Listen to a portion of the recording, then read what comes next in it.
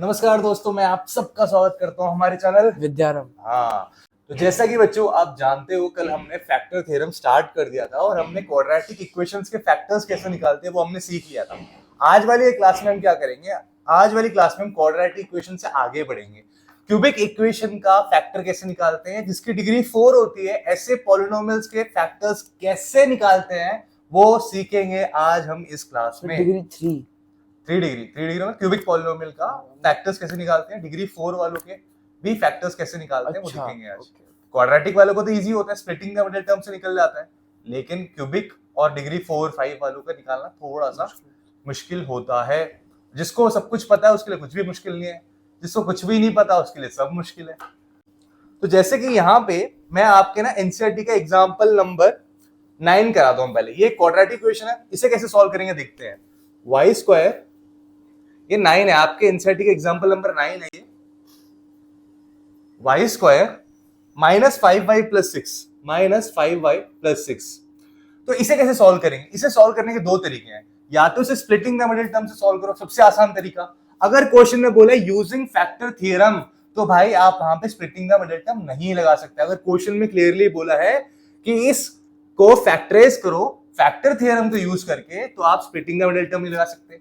अब factor theorem में कल मैंने समझाया था कि आपका ये जो वाई स्क्वायर है ना, हाईएस्ट डिग्री वाला जो ये जो लिखा हुआ है, वेरिएबल जो मैंने लिखा हुआ है, इसके साथ ना हमेशा 1 होना चाहिए, कुछ भी लिखा नहीं होना चाहिए। यहाँ पे खाली है, यहाँ पे तो हमें कुछ करने की जरूरत नहीं है। यहाँ पे अब हमें क्या देखना है, यहाँ पे इस कांस्टेंट को देखो। 6 के फैक्टर्स बता कौन कौन से होते हैं? 2, 3, -2, -3, देखो, +-1 होता है, +-2 होता है, +-3 होता है और +-6 होता है। ये होते हैं सारे फैक्टर्स। तो यहाँ पे स्टार्ट करते हैं, हम हमेशा ना 1 को डालेंगे, 1 +1 और -1 को डाल के चेक करेंगे। तो यहाँ पे हम क्या करेंगे, अगर मैंने यहाँ पे इसको मैं बोल देता हूँ P of y, this is a polynomial in variable y। ये पूरा का पूरा पॉलिनोमियल y में लिखा हुआ है, वेरिएबल y है यहाँ पे, तो इसको मैं P of y बोलूंगा। अब मैं क्या करूंगा, यहाँ पे मैं यहाँ पे P of 1 की वैल्यू निकालूंगा। भाई P of 1 क्या होता है? 1 - 5 + 6। ये तो 0 के बराबर नहीं आएगा। अब P of -1 लेके देखते हैं। P of -1 हो जाता है, -1 का स्क्वायर 1 होगा, +5 हो जाएगा और +6 हो जाएगा। भाई ये भी नहीं आएगा। अब क्या करते हैं, अब हम 2 डाल के देखते हैं। P of 2 क्या होगा? P of 2 डालेंगे तो 4 - 2 5 = 10 + 6। 4 - 10 क्या होता है भाई? -6 + 6 क्या हो जाएगा? 0 हो जाएगा। इसका मतलब ये है कि मैंने यहाँ पे a डाला, इस पॉलिनोमियल के अंदर मैंने एक रियल नंबर डाला। उस रियल नंबर को डालने पे अगर मेरी पॉलिनोमियल की वैल्यू 0 के बराबर आ जाती है, तो मैं बोल सकता हूं कि y - 2, यहां उसमें x वेरिएबल था इसलिए हम x - a बोलते थे। अब इस वाले पॉलिनोमियल में y वेरिएबल है तो हम बोलेंगे y - a। क्या है यहाँ पे? 2 है। 2 के डालने पे 0 है ना, तो y - 2 is a factor of P of y। अच्छा, एक फैक्टर मिला, दूसरा फैक्टर कैसे मिलेगा? अब हम क्या करते हैं, 3 को डाल के देखते हैं एक बार। P of 3 को डाल के देखते हैं। P of 3 क्या होगा? 3 का स्क्वायर होता है 9, -5 3 = 15 और ये +6। 9 - 15 क्या होता है? -6 होता है। -6 + 6 क्या हो जाएगा? 0 के बराबर हो जाएगा। इसका मतलब है इसमें 3 डालने पे भी मेरा आंसर 0 आ गया। तो अब इसका मतलब ये हुआ कि y - 3 भी इस पॉलिनोमियल का एक फैक्टर है, इस पॉलिनोमियल का एक फैक्टर है। तो आपको पता है कि एक क्वाड्रेटिक इक्वेशन के अंदर, एक क्वाड्रेटिक पॉलिनोमियल के अंदर सिर्फ 2 फैक्टर्स हो सकते हैं, क्योंकि इसकी डिग्री 2 होती है। तो 2 फैक्टर्स मैंने निकाल दिए, इसके अलावा और कोई थर्ड फैक्टर निकलेगा ही नहीं। y - 2 है और y - 3 2 फैक्टर्स है। इसी चीज को मैं स्प्लिटिंग द मिडिल टर्म से भी कर सकता था बहुत आसानी से, लेकिन हमें क्वेश्चन में बोला है कि इसे फैक्टर थ्योरम से सॉल्व करना है, तो हमने इसको फैक्टर थ्योरम से सॉल्व कर दिया। अब अच्छा, ये तो क्वाड्रेटिक था, इसे हम इजीली फैक्टर थ्योरम से सॉल्व कर सकते थे, लेकिन अब हमारे पास ना क्यूबिक इक्वेशन आ जाएगा, क्यूबिक पॉलिनोमियल, डिग्री 4 वाले पॉलिनोमियल, तो उसमें फैक्टर थ्योरम कैसे लगता है अब वो देखेंगे। तो उसके लिए हम चलते हैं एग्जांपल नंबर 10 पे। तो बच्चों, ये हमारा एनसीईआरटी का एग्जांपल नंबर 10, और ये हमें कैसा पॉलिनोमियल है? बाबू बता, बाबू मशाई बता, कैसा पॉलिनोमियल है? क्यूबिक पॉलिनोमियल है। क्यूबिक पॉलिनोमियल है। तो क्यूबिक पॉलिनोमियल को हमें फैक्टराइज करना है। तो इस क्यूबिक पॉलिनोमियल में हमारे कितने फैक्टर्स होंगे? इसमें 3 होंगे। 3 होंगे, क्योंकि डिग्री 3 है तो 3 फैक्टर्स निकलेंगे।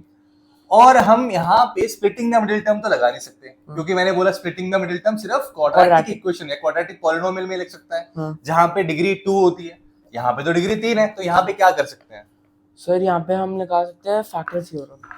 फैक्टर थ्योरम से हम एक फैक्टर को निकालेंगे, फिर उसके बाद आगे रिमाइंडर थ्योरम का यूज करेंगे। तो यहाँ पे हम क्या करेंगे, हमें यहाँ पे ना फैक्टर थ्योरम लगाना है। फैक्टर थ्योरम कैसे लगाएंगे, आप देखो बच्चों, यहाँ पे एक्स क्यूब के पास कुछ लिखा हुआ, अगर एक्स क्यूब के पास कुछ लिखा होता तो हमारा पहला स्टेप ये होता है उसे गायब करना है। तो यहाँ पे तो ऑलरेडी कुछ लिखा नहीं है, तो टेंशन लेने वाली बात नहीं है। अब आ जाओ इस कांस्टेंट टर्म नेगेटिव 120 पे, जैसे हमने पिछले क्वेश्चन में भी देखा था। इस नेगेटिव 120 के कौन कौन से फैक्टर्स होते हैं?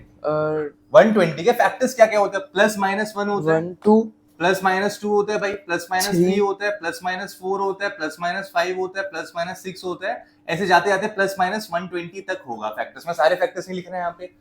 तो अभी हमें ना यहाँ पे सारे फैक्टर्स को पुट करने की जरूरत नहीं है। सबसे पहले हमें देख के थोड़ा टेंशन होगा, इतने सारे फैक्टर्स है, इनको पुट करने बैठ जाए इस क्वेश्चन के अंदर तो पूरा दिन निकल जाएगा, पेपर खत्म हो जाएगा। लेकिन यहाँ पे हमें हमेशा क्या करना है ना, मोस्टली जो फैक्टर्स होते हैं ना वो 1, -1, +2 या -2 में ही आपका काम बन जाता है। तो यहाँ पे एक बार हम यहाँ पे इस p ऑफ x में 1 को पुट करके देखते हैं। अच्छा, ये p ऑफ x है मेरा x³ minus 23x² plus 142x minus 120। तो यहाँ पे मैं क्या करता हूँ, यहाँ पे मैं 1 को पुट करके देखता हूँ। मेरा a क्या है, यहाँ पे मैं 1 ले लेता हूँ मेरे a को, तो p ऑफ a मतलब कि p ऑफ 1 निकाल रहा हूँ मैं यहाँ पे। तो 1³ माइनस 23 प्लस 142 माइनस 120। बच्चों जिनकी कैलकुलेशन वीक है ना, उनको ऐसे क्वेश्चन करने में बहुत टाइम लग जाएगा, और वो फिर पेपर के बाद आके बोलेंगे पेपर बहुत टफ था, पेपर बहुत आसान होने के बावजूद भी, और नंबर भी बहुत कम आएंगे उन बच्चों के। तो यहाँ पे तो यहाँ पे मेरे प्यारे बच्चों, इस क्वेश्चन में इसको मेंटली कैलकुलेट करो। 1 में से 1 माइनस 23 क्या होता है, -22 होता है। -22 प्लस 142 क्या होगा, -22 प्लस 142 होगा प्लस 120 प्लस 120।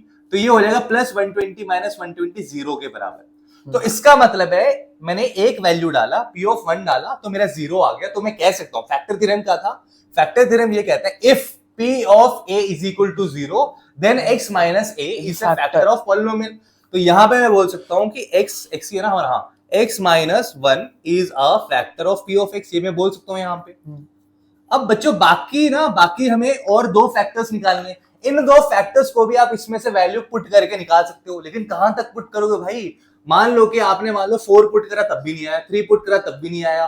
तो हमारे तो इतने सारे फैक्टर्स हैं, यहाँ पे 6 डालूंगा, प्लस माइनस 6 है, प्लस माइनस 8 है, प्लस माइनस 15 होगा, प्लस माइनस 10 होगा, कहां तक डालते जाओगे? तो बहुत लंबा तरीका होता है, उसको नहीं करना है हमें। तो यहाँ पे एक शॉर्टकट है, रिमाइंडर थ्योरम। हम डायरेक्टली यहां से बाकी फैक्टर्स कैसे पता लगाए, एक फैक्टर तो मैंने निकाल दिया भाई, अब हमें निकालने बाकी 2 फैक्टर्स। तो बाकी 2 फैक्टर्स को निकालने के लिए मैं क्या करूंगा, अच्छा जैसे मैंने आपसे बोला कि भाई 10 का एक फैक्टर है 2, मैंने आपसे बोला 10 का एक फैक्टर है 2, तो 10 का दूसरा फैक्टर क्या होगा, 5।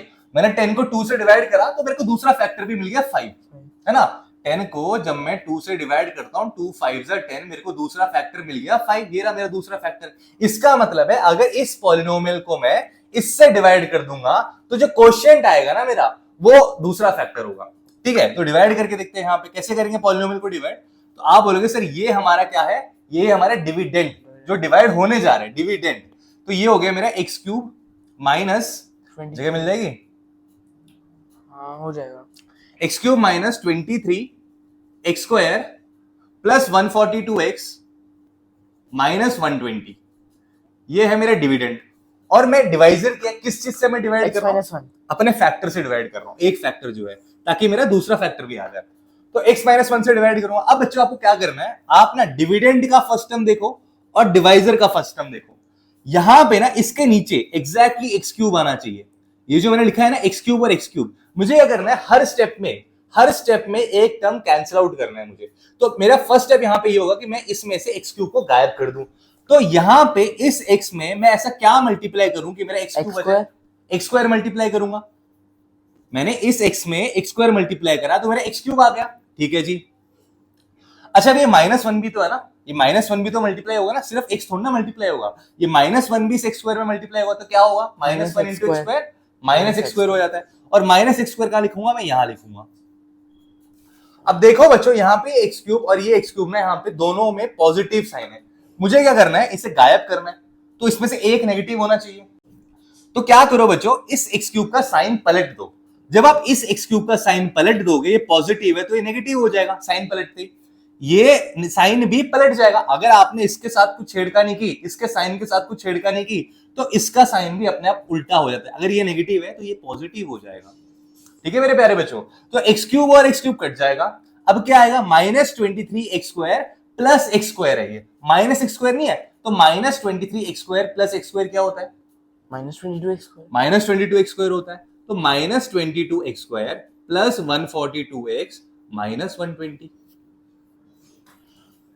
अब हमारा अगला मिशन क्या है, हमारा अगला लक्ष्य ये है कि हमें इस स्टेप में इस -22x² को गायब करना है।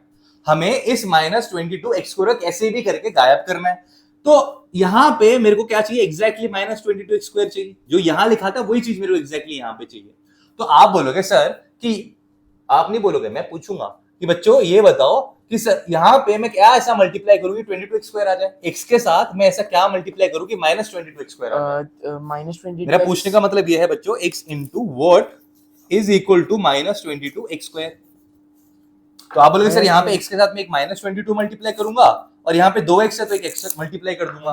तो x इंटू -22x बराबर होता है -22x²। तो यहाँ पे मैं लिख दूंगा बच्चों -22x। तो x इंटू -22x क्या हो गया, -22x² हो गया। अब ये -1 भी तो है, इसको भी तो मल्टीप्लाई करोगे इस -22x के साथ। तो ये -1 इंटू -22x क्या हो जाएगा, +22x हो जाएगा। तो ये हो गया +22x। अब जैसा मैंने ऊपर वाले स्टेप में बताया था, मुझे क्या करना होता है, एक टर्म कैंसिल आउट करना है, उसे कैंसिल आउट करके 0 बनाना है। तो मैं चाहता हूं कि ये दोनों कैंसिल होकर 0 बन जाए। अब ये 0 नहीं हो सकते, क्यों, क्योंकि दोनों के साइन सेम है। जब दोनों के साइन सेम होते हैं, दोनों जुड़ जाते हैं, ऐड हो जाते हैं। तो मुझे क्या करना पड़ेगा, यहाँ पे एक को प्लस करना पड़ेगा। तो यहाँ पे माइनस का साइन में पलट देता हूं, उसको प्लस कर देता हूं, तो यहाँ पे इस प्लस का साइन भी पलट जाएगा, ये नेगेटिव हो जाएगा। तो जैसे ये पॉजिटिव हुआ -22x² और +22x² क्या हो जाता है, 0 हो जाता है। ये किसके बराबर हो जाएगा, 0 के बराबर हो जाएगा। अब बच्चों यहां देखो 142x में से अगर मैं 22x को माइनस करता हूं, 142x में 120x माइनस करता हूं, तो क्या आता है बच्चों, 120x आता है। और ये -120 जो बचा हुआ है उसको एग्जैक्टली नीचे उतारना है। जैसे आपने यहाँ पे उतारा था वैसे ही यहाँ पे भी आपको उतारना है जो बचा हुआ है। अब मेरे प्यारे बच्चों इस स्टेप में आपको क्या करना है, क्या करना है, इस स्टेप में भी जैसे पहले मैंने बोला था कि हमें 120x गायब करना है। यहां से हर स्टेप में पहले वाला टर्म आपको गायब करना है, हर स्टेप में फर्स्ट टर्म गायब करना है। तो इस 120x को मुझे गायब करना है, तो यहाँ पे भी 120x आना चाहिए। और वो कैसे आएगा, इस x में मैं ऐसा क्या मल्टीप्लाई करूं कि 120x आ जाए, +120 को मल्टीप्लाई करूंगा मैं।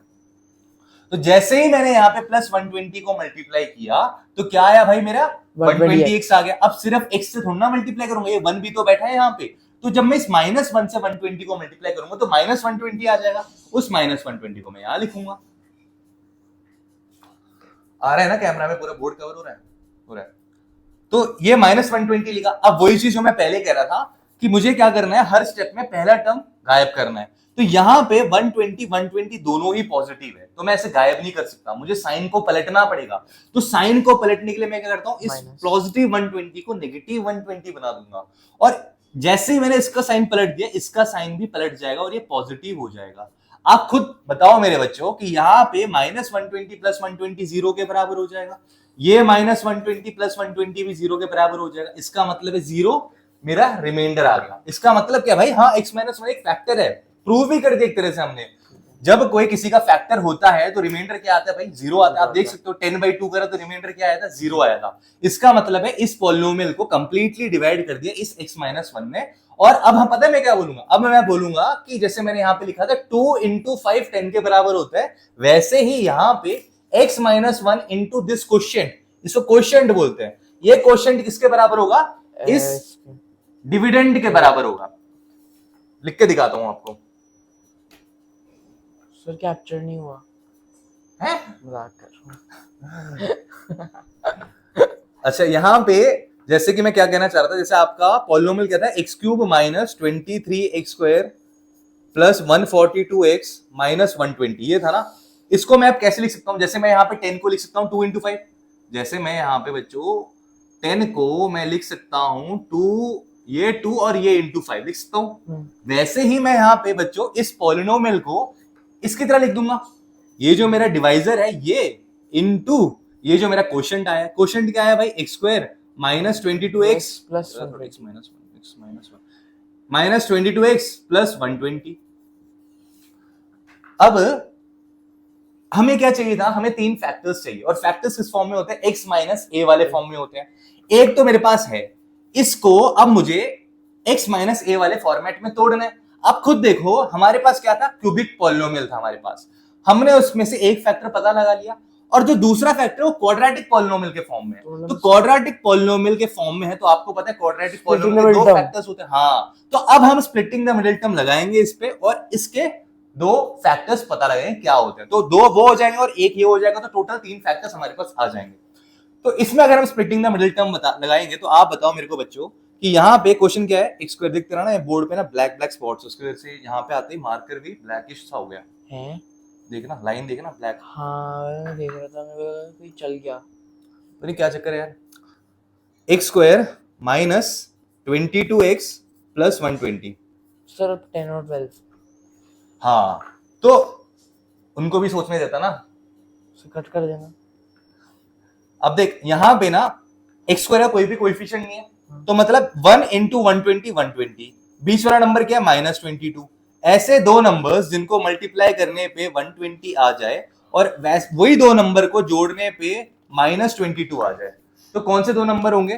तो आपको सोचना है ऐसे दो नंबर 10 और 12, 10 और 12 को जोड़ूंगा तो 22 होता है, 10 और 12 को मल्टीप्लाई करूंगा तो 120 होता है। तो लिख देते हैं यहाँ पे 12 और 10 लिख दिया मैंने, यहाँ पे मैंने 12 और 10 लिख दिया, लेकिन मुझे चाहिए माइनस 22। तो 12 और 10 करने पे तो पॉजिटिव 22 आएगा, नेगेटिव 22 कब आएगा, दोनों पे नेगेटिव साइन। अच्छा, दोनों पे नेगेटिव साइन लगा दूंगा तो कोई दिक्कत आएगी, माइनस 120 वाले में नहीं आएगी, क्योंकि माइनस ए इंटू माइनस बी ए भी होता है, पॉजिटिव होता है। तो माइनस 12 इंटू माइनस 10 पॉजिटिव 120 आएगा, तो कोई दिक्कत नहीं। तो अब इसको हम स्प्लिट कर सकते हैं, कैसे स्प्लिट करेंगे, यहाँ देखो मेरे प्यारे बच्चों, एक्स स्क्वायर माइनस इस 22x को मैं तोड़ के क्या लिखूंगा, मैं लिखूंगा 22x को कैसे लिखूंगा, बता कैसे लिखूंगा, माइनस 10x माइनस 22x। हमने किसको तोड़ा, माइनस 22 को तोड़ा ना, तो माइनस 22 को हम लिखेंगे minus 12x minus 10x minus 10x minus 120 plus 120, plus क्यों, अच्छा प्लस है ना 120।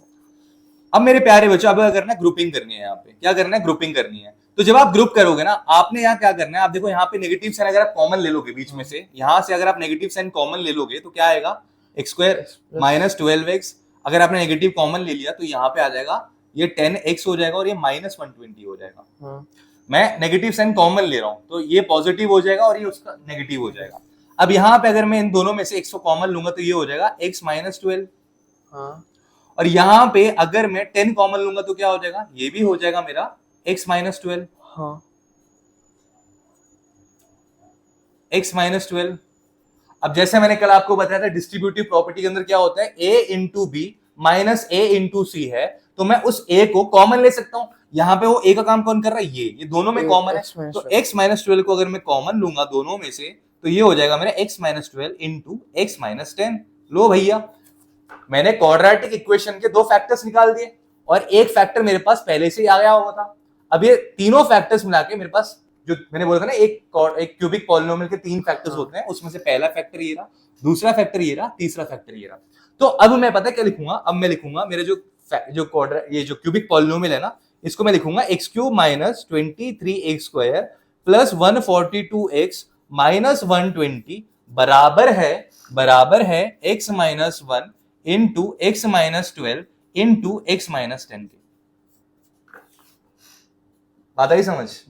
अच्छा एक बात बताओ, अगर आप ना क्या करते, आपके पास एक फैक्टर आ गया था फैक्टर थ्योरम से, आपने यहां से नंबर्स उठाए, पुट करा, पता चल गया हाँ भाई पॉलिनोमियल की वैल्यू 0 आ रही है, तो मेरा x माइनस ए फैक्टर है। तो 1 तो बहुत आसान था, जैसे मैंने आपसे बोला 1 और माइनस 1 तो सभी पुट करते हैं, ये तो भाई तुक्के में चलो आ गया, अच्छी बात है। यहाँ पे देखो कि मेरे दूसरे, जैसे मैंने बोला x माइनस ए फैक्टर्स होते हैं, भाई देख यहाँ पे a क्या है, x माइनस 12, यहाँ पे a क्या है, 12, यहाँ पे a क्या है, 10। भाई साहब 10 तक पहुंचते पहुंचते कितना टाइम लग जाता, तू आप पहले प्लस माइनस 1 डालते, प्लस माइनस 2 डाल के चेक करते, plus minus 3, plus minus 4, plus minus 5 और प्लस माइनस 6 पहुंचते पहुंचते आपका कॉन्फिडेंस टूट जाता, आप ये क्वेश्चन छोड़ देते। तो इसलिए हमें पूरा इस पर डिपेंडेंट नहीं रहना है, हमने इस फैक्टर थ्योरम का यूज करके एक फैक्टर निकाल दिया, एक फैक्टर निकालने के बाद बचे हुए फैक्टर को हम रिमाइंडर थ्योरम यानी कि डिवीजन मेथड से हम बाकी फैक्टर्स को निकाल देंगे। मैं आशा करता हूं आपको इतनी चीज बहुत अच्छे से समझ आ गई होगी। एक और क्वेश्चन करके देखते हैं अपने एक्सरसाइज 2.3 का। तो बच्चों ये है हमारे एनसीईआरटी का एक्सरसाइज 2.3 का क्वेश्चन नंबर 5 का थर्ड पार्ट। ये सबसे इंपॉर्टेंट क्वेश्चन है और मुश्किल भी है पूरे एक्सरसाइज के अंदर। यही एक टफेस्ट क्वेश्चन है, ये होगा और एक और क्वेश्चन होगा। तो बाकी सिंपल वाले हैं सारे, क्वाड्रेटिक वाले वो तो आप खुद ही कर लोगे, फैक्टर थ्योरम भी इजीली लगा लोगे उसमें, शायद स्प्लिटिंग द मिडिल टर्म करके आप कर लेना। यहाँ पे क्या करेंगे, यहाँ पे इस क्वेश्चन में मैंने आपको बताया कि कितने फैक्टर्स निकालने हैं। इस क्वेश्चन क्या है इसका, फैक्टराइज है। क्या है? फैक्टराइज है क्वेश्चन। अब भाई इसको फैक्टराइज करना है मुझे, कितने फैक्टर्स निकले। सबसे पहले तो हमें इसको देख के ना एकदम हड़बड़ी में पेन लेके नहीं चलना, क्योंकि ये क्यूबिक है। हाँ ये क्यूबिक पॉलिनोमियल है तो 3 फैक्टर्स आएंगे। तो दिमाग में बना ले भाई 3 फैक्टर्स है। अच्छा 3 फैक्टर्स है, इसका मतलब कि स्प्लिटिंग द मिडिल टर्म तो चलेगा नहीं यहाँ पे, क्वाड्रेटिक इक्वेशन नहीं है ये, तो स्प्लिटिंग द मिडिल टर्म तो नहीं चलेगा यहाँ पे। अब हम क्या सोचेंगे, हम ये सोचेंगे कि हमारे पास यहाँ पे क्या हुआ, हमारे पास यहाँ पे इसके फैक्टर्स निकालने के और क्या तरीके। तो कंप्यूटर जब तू सीखता है, कंप्यूटर सीखा है, कंप्यूटर प्रोग्रामिंग अगर कुछ सीखा होगा तो उसमें फ्लो चार्ट बनाना सिखाया है? नहीं सिखाया। तो आपको फ्लो चार्ट का मतलब होगा स्टेप बाय स्टेप, पहला क्या स्टेप होगा, दूसरा क्या स्टेप होगा, आपको पहले ही दिमाग में सोच लेना है। अच्छा। मैथ्स का मतलब ये नहीं होता कि आप सीधा पेन लेके बोर्ड पे भर दिया, पेज भर दिया, ऐसा नहीं होता। आपको सोचना होता है कि मैं क्या स्टेप चूज, मतलब कि मैं हर स्टेप को कैसे करूंगा। तो यहाँ पे आपको दिमाग में सोचना है कि भाई फैक्टर थ्योरम से सबसे पहले मैं क्या करूंगा, इसका पहला फैक्टर पता लगाऊंगा। पहला फैक्टर मेरे पास आ गया तो अब 2 फैक्टर्स और निकालने पड़ेंगे। उन 2 फैक्टर्स को मैं कैसे निकालूंगा, डिवीजन करूंगा। नहीं सॉरी हाँ, एंड का दो। पहले मैं क्या करूंगा, पहले एक फैक्टर आ गया, एक फैक्टर आने के बाद मैं रिमाइंडर थ्योरम लगाऊंगा। रिमाइंडर थ्योरम लगाने के बाद मैं क्या करूंगा, मेरे पास एक क्वाड्रेटिक इक्वेशन आएगा, उसको मैं स्प्लिट करूंगा।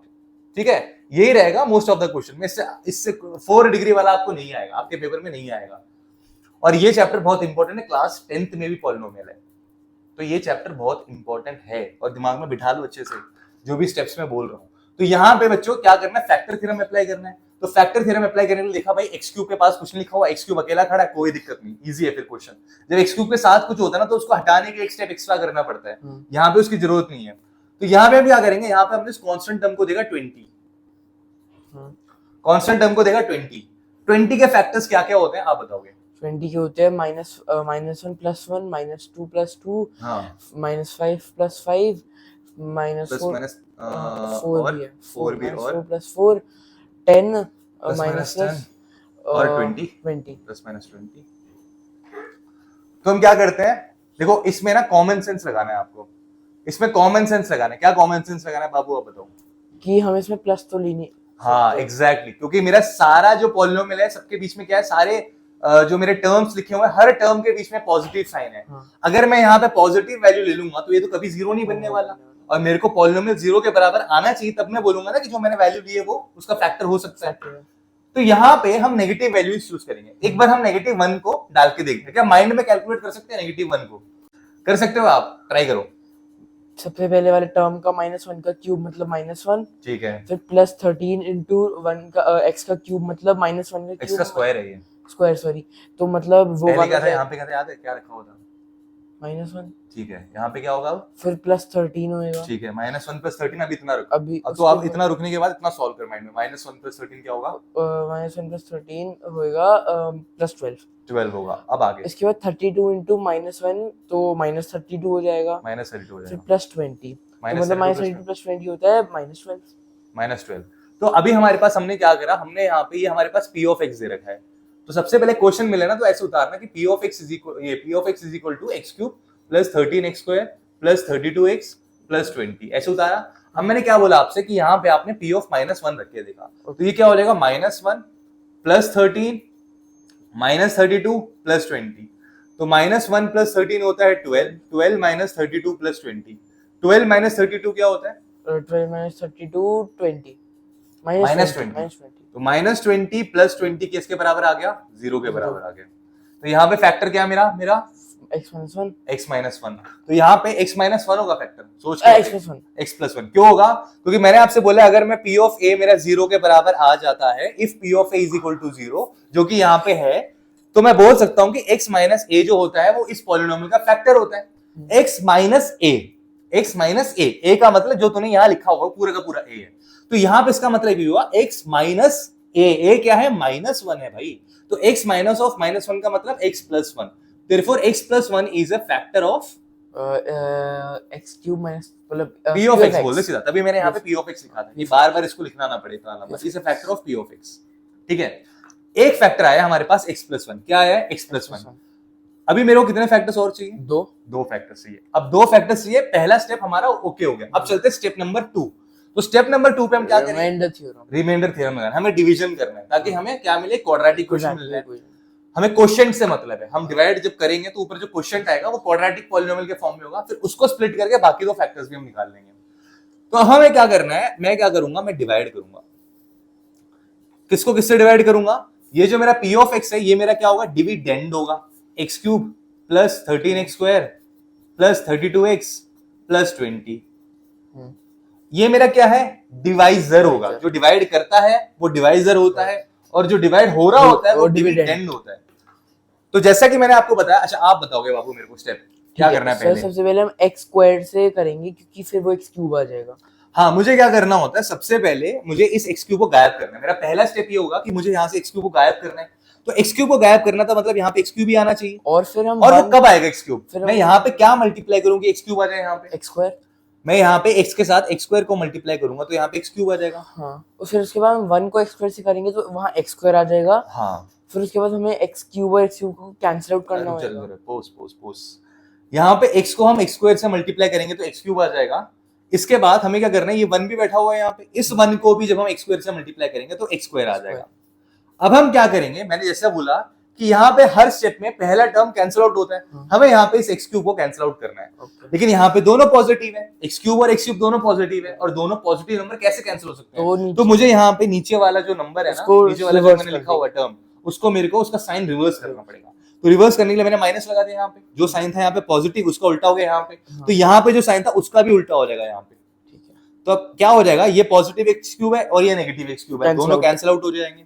ये 13x स्क्वायर में से अगर मैं x स्क्वायर को घटाऊंगा तो क्या आएगा? 12x स्क्वायर आ जाएगा। और जो बाकी बचे हुए टर्म्स हैं उनको एज इट इज नीचे उतार देना है, प्लस 32x और यहाँ पे प्लस 20। तो फिर इसके बाद हम 12x से करेंगे। हाँ, अब हमारा क्या है? नेक्स्ट मकसद क्या है हमारा? इस 12x स्क्वायर को गायब करना है हमें। हर स्टेप में पहले वाले टर्म को उड़ाना है। तो यहाँ पे भी 12x स्क्वायर आना चाहिए। वो 12x स्क्वायर आएगा कैसे? वो 12x स्क्वायर आएगा जब मैं इस x को किससे मल्टीप्लाई करूंगा? 12x से मल्टीप्लाई करूंगा, प्लस 12x, पॉजिटिव 12x से मल्टीप्लाई करूंगा तो 12x स्क्वायर आएगा। अब ये प्लस 1 भी तो है यहाँ पे, तो प्लस 1 इंटू 12x क्या हो जाएगा? 12x हो जाएगा। तो पॉजिटिव 12x यहाँ पे आ जाएगा। अब मुझे ऐसे गायब करना है, दोनों ही पॉजिटिव है, ऐसे गायब नहीं कर सकता मैं। तो मुझे क्या करना पड़ेगा? इसका साइन उल्टा करना पड़ेगा, ये नेगेटिव साइन लगाना पड़ेगा मुझे यहाँ पे। तो यहाँ पे भी उसका साइन उल्टा हो जाएगा, तो ये भी खत्म हो जाएगा। तो ये आ जाएगा आपका 20x, 32x माइनस 12x क्या होता है? 20x होता है, और ये प्लस 20 आ जाएगा। अब हम क्या करेंगे? इसके बाद हमें इस 20x को गायब करना है। अब इस वाले स्टेप में पहले टर्म को गायब करना है, तो यहाँ पे 20x आना चाहिए। हाँ, तो यहाँ पे हम इसके साथ प्लस 20 करेंगे, x इंटू 20 ही 20x होता है। तो ऐसा करने पे 20x मिल गया। अब भाई 1 से भी तो मल्टीप्लाई हो जाएगा, तो ये प्लस 20 यहाँ पे फिर दोनों के साइंस माइनस हो जाएंगे और 0 आ जाएगा। हाँ, तो यहाँ पे हमें क्या करना है? इन दोनों टर्म्स में, इन दोनों टर्म्स के अंदर क्या है? ये दोनों पॉजिटिव है, मुझे इन दोनों टर्म्स को गायब करना है। कैसे करूंगा? इसका साइन उल्टा करके, इसका भी साइन उल्टा हो जाएगा। क्या हो जाएगा? इस पॉजिटिव 20 का भी साइन उल्टा हो जाएगा, नेगेटिव 20 हो जाएगा। तो भाई पॉजिटिव 20x और नेगेटिव 20x कट के 0 आ जाएगा, ये भी कट के 0 आ जाएगा, तो मेरा रिमाइंडर 0 आ गया। तो ये एक बार मतलब ये एक तरह से वेरीफाई कर देता है कि हाँ भाई x+1 इस पॉलिनोमियल का फैक्टर है, क्योंकि मेरा रिमाइंडर 0 आ रहा है, कंप्लीटली डिवाइड कर दे रहा है पूरी तरह से। तो अब हमारे पास क्या आ गया? एक और फैक्टर आ गया हमारे पास, जो कि क्वाड्रेटिक पॉलिनोमियल के फॉर्म में। अब इस क्वाड्रेटिक पॉलिनोमियल को हम तोड़ेंगे दो फैक्टर्स में।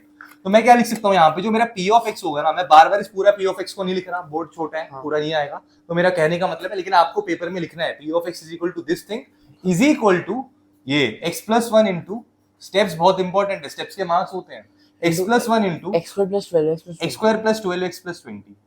अब भाई मेरे को ना इससे मतलब नहीं, मेरे को मतलब है इससे, इसमें से अब दो फैक्टर्स निकलेंगे। तो x square plus 12x plus 20 जो है, इसको मैं कैसे स्प्लिट करूंगा? Splitting the middle term use करके मुझे स्प्लिट करना है। ऐसे दो नंबर जिनको मल्टीप्लाई करूं तो 20 आ जाए और उनको जोड़ूं तो 12 आ जाए। 10 और 2 10 इंटू 2 20 होता है और 10 प्लस 2 12 होता है। दो नंबर आ गए, तो इसका मतलब है 12x को मैं ऐसे 10 प्लस 2 के फॉर्म में स्प्लिट कर सकता हूं। तो यहां पे मैं लिखूंगा x square plus 10x plus 2x plus 20। मैंने इस फॉर्मेट में तोड़ दिया, स्प्लिट कर दिया मैंने, बीच वाले मिडिल टर्म को मैंने स्प्लिट कर दिया। 12x जो था ना मेरा मिडिल टर्म, उसको मैंने 10x प्लस 2x वाले फॉर्मेट में लिख दिया। अब मैं ग्रुप करूंगा, इसको ग्रुप बनाऊंगा और इसको ग्रुप बनाऊंगा। अब यहाँ पे आपको दिख रहा है साफ साफ कि x कॉमन है, तो ये हो जाएगा मेरा x प्लस 10, और यहाँ पे साफ साफ दिख रहा है 2 कॉमन है, तो ये हो जाएगा x प्लस 10। वही distributive property, a into B plus a into C, दोनों में a जो कॉमन है उसको हम बाहर निकाल देते हैं, और जो बचा हुआ टर्म है उसको ब्रैकेट में लिखते हैं। x प्लस 2 बचा हुआ था, तो भाई यहाँ पे क्या मेरे पास 3 फैक्टर्स नहीं आ गए, x प्लस 1 आ गया, x प्लस 10 आ गया, x प्लस 2 आ गया। तो मैं यहाँ पे लिखूंगा p of x is equal to, मैं बार बार कह रहा हूँ p ऑफ x में स्पेस नहीं है इसलिए मैं p ऑफ x लिख रहा हूँ, आपको पूरा लिखना है। जो पॉलिनोमियल एक्चुअल क्वेश्चन है ना उसको लिखना है, वो लिख के p of x is equal to, ये एक्चुअल पॉलिनोमियल लिखा, फिर इज इक्वल टू डाल के आपको लिखना है x प्लस 1 इंटू, अब आपने इसी चीज को तोड़ के ऐसे बना दिया ना, तो अब इसके जगह पे ऐसे नहीं, इन दोनों को लिख देना, x plus 1 into x plus 10 into x plus 2, बस खत्म, आगे 3 फैक्टर्स। तो बच्चों मैं आशा करता हूं आपको आज की क्लास में जो भी मैंने पढ़ाया बहुत अच्छे से समझ आ गया होगा। ये फैक्टराइजेशन वाला है, इसमें क्यूबिक से आगे वाले क्वेश्चंस नहीं आएंगे, मैक्सिमम जो होगी डिग्री आपकी 3 होगी, और उन 3 डिग्री वाले क्वेश्चंस को ऐसे ही सॉल्व करते हैं। आपका कोई भी डाउट्स है तो आप कमेंट सेक्शन में पूछ सकते हो। एनसीईआरटी का अगर आपका कोई भी डाउट है, एनसीईआरटी का कोई मतलब एग्जांपल्स के अंदर से हो या एक्सरसाइज क्वेश्चन हो, तो आप बेझिझक मेरे से कमेंट सेक्शन में पूछना, मैं नेक्स्ट क्लास में इसका सॉल्यूशन बता दूंगा। नेक्स्ट क्लास में जब भी आप मेरी वीडियो देख रहे हो, अगर आपको डाउट है पूछोगे, तो मैं नेक्स्ट क्लास जो भी लूंगा ना, अपलोड करूंगा ना यूट्यूब पे, तो उसका मैं सॉल्यूशन आपको जरूर बताऊंगा। तो बच्चों आज की क्लास यहीं पे रुकते हैं, नेक्स्ट क्लास में हम पढ़ेंगे आइडेंटिटीज, कि मतलब कि अलजेब्रिक आइडेंटिटीज कैसे लगाते हैं इन क्वेश्चनों में, कैसे ऑब्जर्व, मैंने आपको बताया था ना पिछले क्लास में कि जो हमारा एक्सरसाइज 2.4 है वो पूरा ऑब्जर्वेशन का खेल है। आपको आइडेंटिटीज याद होनी चाहिए और आपको ऑब्जर्व करना आना चाहिए। तो अब हम मिलते हैं नेक्स्ट क्लास में बच्चों, तब तक के लिए बाय बाय, टेक केयर। और हाँ, एक और चीज, वीडियो को लाइक शेयर और सब्सक्राइब करना मत भूलना।